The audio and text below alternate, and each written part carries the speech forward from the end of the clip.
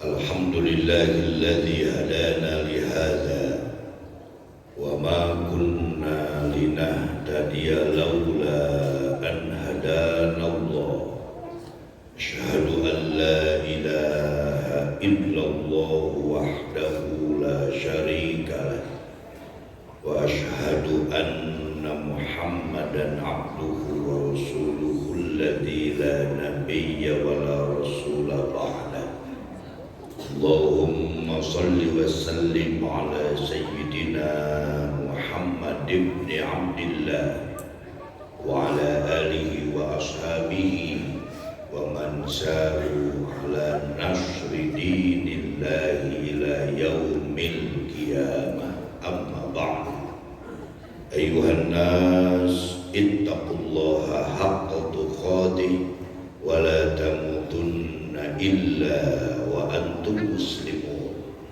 Qala Allah Ta'ala fil Qur'anil Karim, a'udzu billahi minasy syaithanir rajim, la in syakartum la azidannakum wa la in kafartum inna 'adzabi lasyadid. Hadirin sidang Jumat rahimakumullah.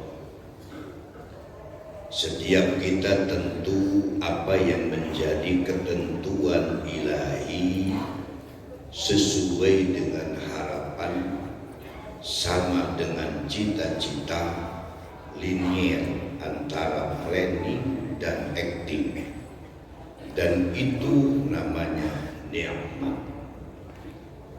Ketika nikmat sudah melekat pada setiap insan, maka musibah akan menjauh. Sebaliknya, kalau musibah yang menerpa diri setiap insan, maka nikmat akan menjauh. Karena hidup ini adalah pilihan. Kita tentu sudah membuat komitmen ilahi, memilih Islam jadi agama. Raditu billahi rabba wa bil islami dinan.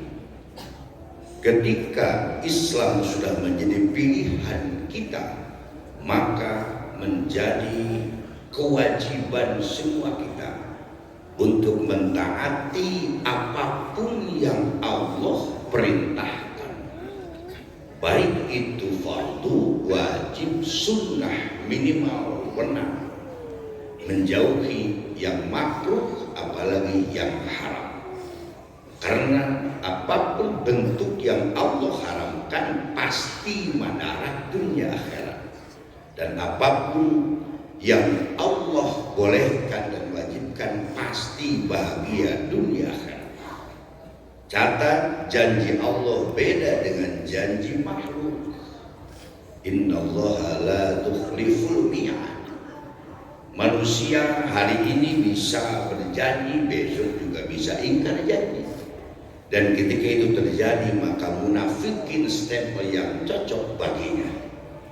Termasuk tinggal menghitung hari, bangsa ini tak terasa sudah usia yang ke-80 tahun. Dengan slogan Dirgahayu RI ke-80, bersatu berdaulat, rakyat sejahtera, Indonesia maju. Ini menjadi catatan rekam jejak dan digital sejarah. Bangsa ini hadir semata-mata adalah anugerah Allah. Kalimatnya atas berkat rahmat Allah, bukan Tuhan. Silakan buka di arsip nasional di Monas. Tidak ada kalimat lain. Karena dari sisi fisikly dan alutsista waktu itu mustahil alias mungkin kita merdeka.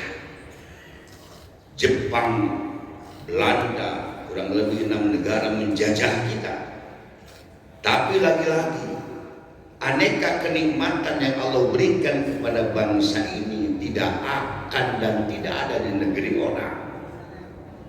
Apakah misalnya ada banyak ahli sejarah menyatakan mengapa Di Jogja ada Masjid Asy-Syuhada karena para syuhada kemerdekaan, beliau-beliau adalah yang dengan segala daya dan upaya, dengan slogan "Aish kariman au mut syahidan", lebih baik hidup mulia atau mati syahid.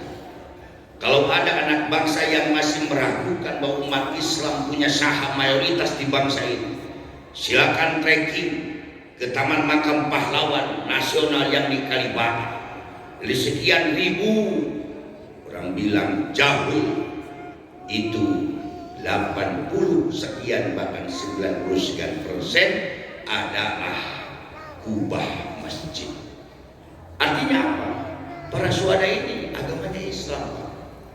Jadi kalau hari ini sudah merdeka, yang menikmati malah bukan yang punya saham, ini sudah ahistoris.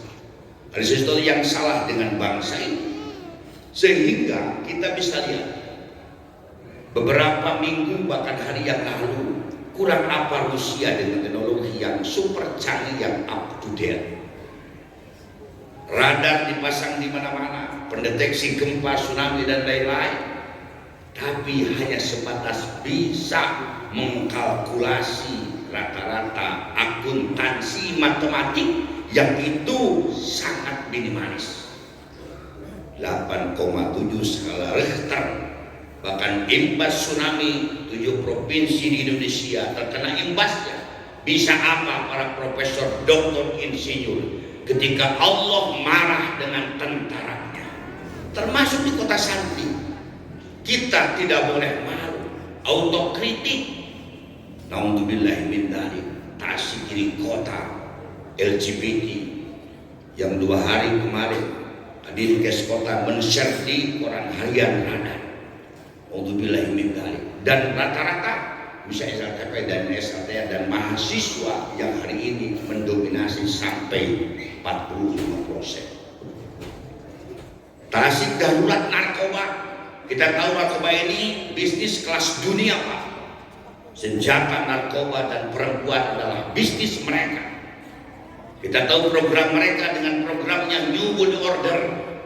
Bagaimana di tahun kesekian dunia ini populasinya hanya hitungan ratusan juta.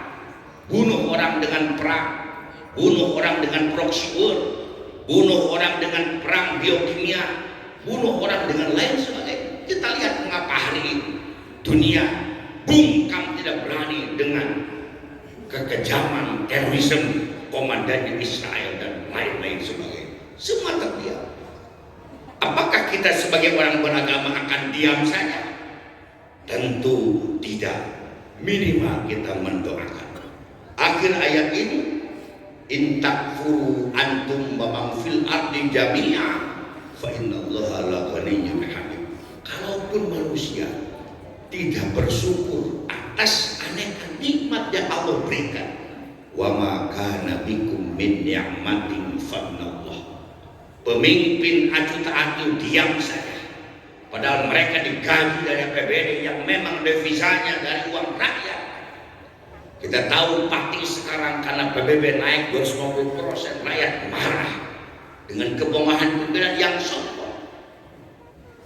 Bagi kita, profil leader tentu tidak ada lagi kecuali Muhammad bin Abdullah, Abdullah bin Abdul Muttalib, Abdul Muttalib bin Hashim sampai Adnan.